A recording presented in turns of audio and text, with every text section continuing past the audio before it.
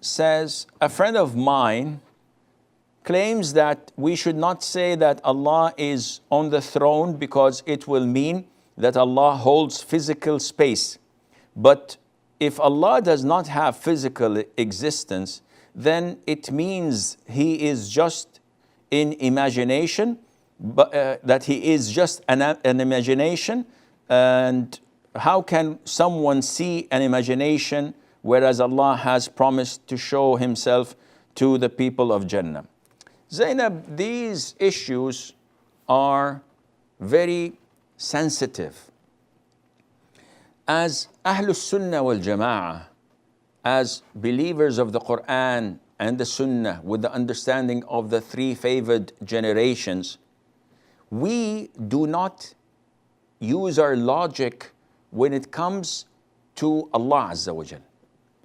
So when it comes to Allah's beautiful names and attributes, we do not say that this is logical, this is not logical. How can we say this? How can this happen? This is unacceptable. We did not see Allah Azza wa Jal. And Allah cannot be imagined.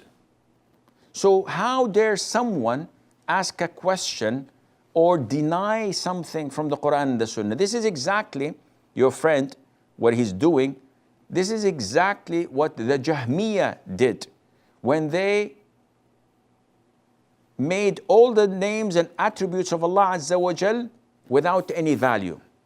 So Allah Azza wa Jal is all hearing, but He doesn't hear. How is that? They made Allah exactly as they define vacuum. So when they wanted to describe Allah, they said Allah is not up, Allah is not down, Allah is not in front, Allah is not back, Allah is not on the right, Allah is not in the left, Allah does.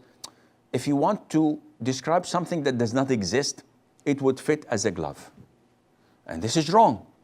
Now, as Ahlus Sunnah wal Jama'ah, we only believe in the names and attributes that Allah had told us about them in the Quran, or that the Prophet himself sallallahu alaihi wasallam told us about in the Sunnah. That's it. No one can come out of the blue and say that, Wallah, Allah's beautiful name is so and so. Where did you get this name from? Quran, Sunnah said no. So then this is unacceptable. Likewise, when you come to talk about Allah Azza wa Jal does not hold a physical space. The issue of holding a physical space was not told to us, neither in the Quran nor the Sunnah. So when you say such a statement, we have to know exactly what do you mean. If you mean that Allah Azza wa Jal does not exist, like the Jahmiyyah has explained, and that He is nowhere, nothing, and the likes, all negative attributes, in this case, no, this is wrong. We know that Allah Azza wa Jal exists. We know that Allah Azza wa Jal is above His throne, and His throne is the ceiling of the of paradise, and that Allah is above all, and Allah is in the height. In Arabic we say fis sama. Fis sama does not mean in the heavens, because nothing can surround Allah Azza wa Jal. But it means Allah is in the height.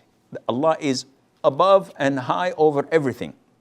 Likewise, to say that Allah has no image, Allah has no body. The issue of body was not mentioned to us in the Quran and the Sunnah. So we do not affirm it nor negate it. We say it's an innovation to attribute it to Allah Azza wa Jal. We don't say Allah is not, and we don't say that Allah is. So these are things that philosophers came up with to confuse Muslims. Muslims believe in Allah Azza wa Jal, beautiful names and attributes. Now, to say that Allah Azza wa Jal does not or does hold a physical space, this is not correct generally. This is too generic. If one means that Allah does not exist in any form, this is wrong. If someone says, no, Allah exists, and we know that He's above His throne, above all creation, we say that this is true and correct, and Allah Azza wa Jal knows best.